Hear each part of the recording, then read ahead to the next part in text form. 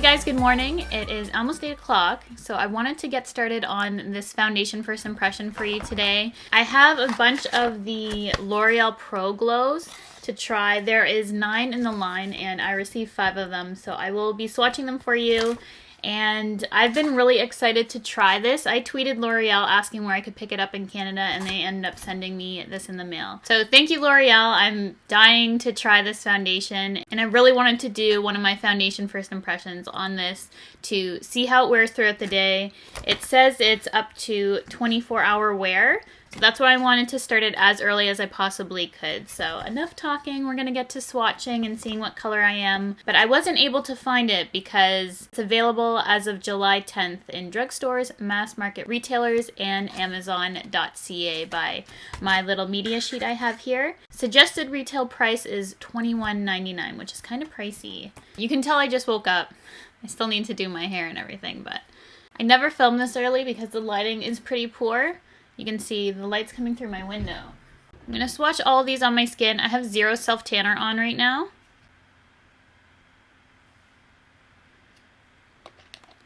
That's 201, which is way too light, as I knew it would be, but I just wanted to compare these all for you guys. That is 202, which looks like a pretty good match. Yeah, 203 is a little dark, and these ones are probably going to obviously be too dark. Yeah. So those will be better when I have self-tan. That's 204. 205. The foundation's pretty forgiving.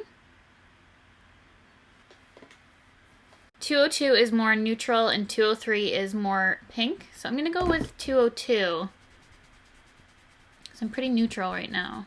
I will be applying primer to one side of my face just to see if it affects anything. So I'm just using the Too Faced Hangover RX, which is my current favorite. I'm going to apply it to the right side of my face.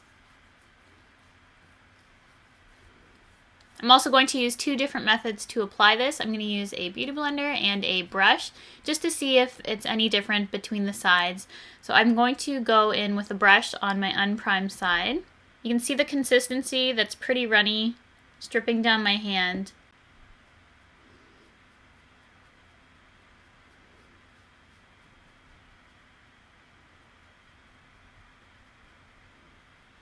The foundation, I noticed, just seeps into my skin. It's really effortless to blend, which is nice. And it looks really natural and lightweight.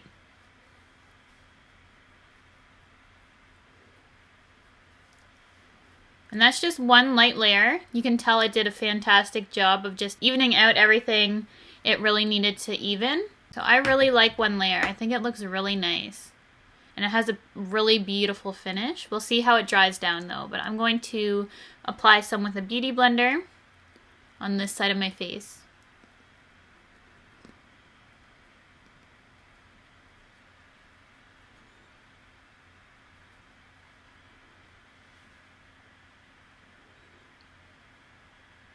It applies beautifully with the beauty blender as well.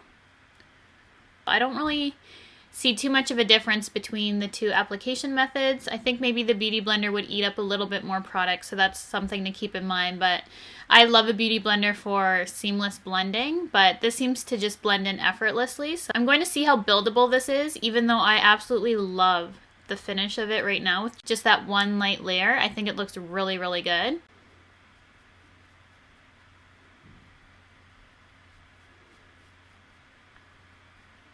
And this is building up quite nicely. I was excited to try this, but I didn't have too high of expectations because last time when the Pro Matte was really hyped on YouTube, it didn't actually work out for me. So I was worried that this would be the same kind of situation. Something that's really popular just wouldn't work out. But I could tell right away that the Pro Matte didn't look good on my skin, and this one looks really nice. So here is the foundation on my skin right now, built up to, I'd say it's pretty full coverage in my opinion. And it says it has a radiant finish, which I totally agree with. It's beautiful. It's not too dewy, so I think people with oily skin would still like the finish. It doesn't look oily. It just looks really pretty. I'm just going to go and finish off the rest of my makeup and then come back and talk a little bit more about the foundation. I'm going to do a flash test, and I'm also going to check in periodically throughout the day like I always do to show you the wear, because it says up to 24-hour foundation. So I'm going to test it as long as I can. That's why I put it on really early this morning, so I apologize about the light, but we're going to test it as long as possible, and I'll be right back. I also did a flash test as I was waiting for the lighting to adjust slightly, and there was no visible flashback, which is awesome. So it passes the flash test. The foundation started at 8 o'clock, and I just wanted to come back and talk a little bit more about it just because I haven't talked too much about the claims. It says it's a radiant finish. It wears up to 24 hours. The coverage is medium, but I definitely think it's buildable to full.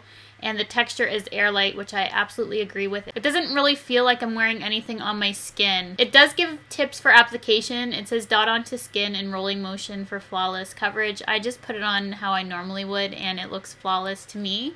And I'd have to say that the finish is absolutely perfect in my opinion. It's not too dewy, but it's definitely radiant.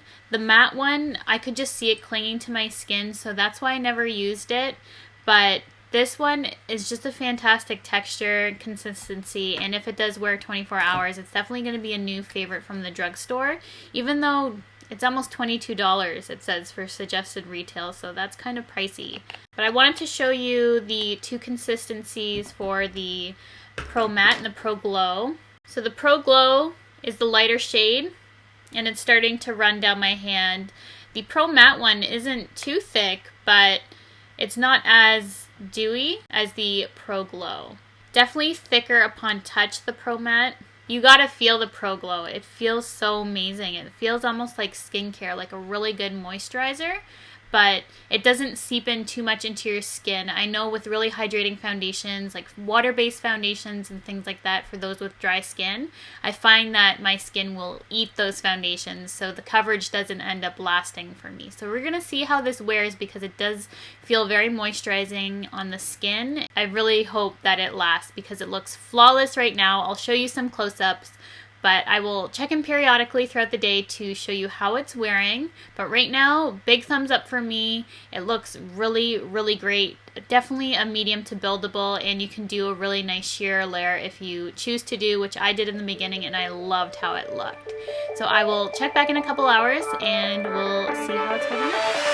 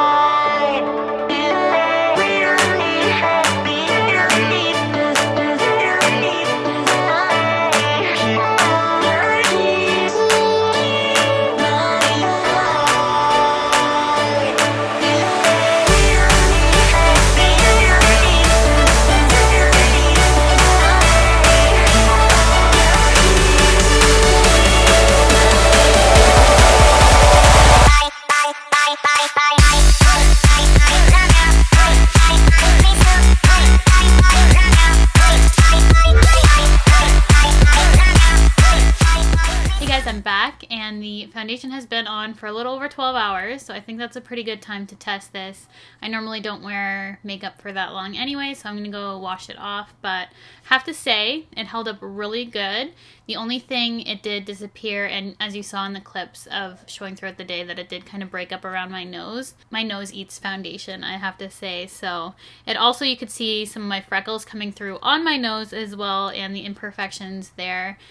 That happens with a lot of foundations. There's very few that don't do that for me. And I didn't put any concealer on my nose today like I typically do because I do find that foundations tend to come off my nose. But This foundation did that. Otherwise, it looks really good. It held up really nicely everywhere else. It didn't fade too bad either. It's still going really strong. And the finish is nice and luminous. It's a little bit more luminous than it was when I first applied it. So definitely my own natural oils are kind of working with the foundation now. But it didn't break it up or anything like that. And it did last over 12 hours now, and I'm really happy with it. This is definitely a winner in my books. If you've been curious about this like I have been, I highly recommend checking it out. I'm curious to know how this would work on oily skin, as I do have dry skin and I think it worked wonderfully. And this says it's a medium coverage, but I definitely think it was buildable to a full coverage, and you could easily get a light, you could get a medium, or you could get a full out of this. So I think that's really unique about it, because I don't find a lot of full coverage foundations I can get a light coverage out of it. It's usually medium to full. So I do enjoy that I can get all three types of finish if I want. It gives a nice, beautiful, radiant finish to the skin. Very lightweight, looks like my skin, very natural looking. Probably my new favorite radiant full coverage foundation from the drugstore. My favorite matte is the Maybelline Matte and Poreless, but for a radiant finish, my new favorite for sure. So definitely check it out if you're interested. As I said, let me know how it performs on oily skin if you guys have oily, because I'd like everyone to know. So help each other out. As always, I will update this video in the description box if anything changes, if my opinions change, if I break out, anything like that. I will continue to wear it, and I will put in the description box, as I said, any changes that I find in this foundation. Right now, highly recommend. So thank you guys so much for watching. Please give me a thumbs up if you want to see more reviews and first impression videos, and I'll be sure to keep doing these. If you haven't subscribed, do so right now. I'd love for you to stay. I make videos every Monday, Wednesday, and Friday, and I will see you guys in my next one.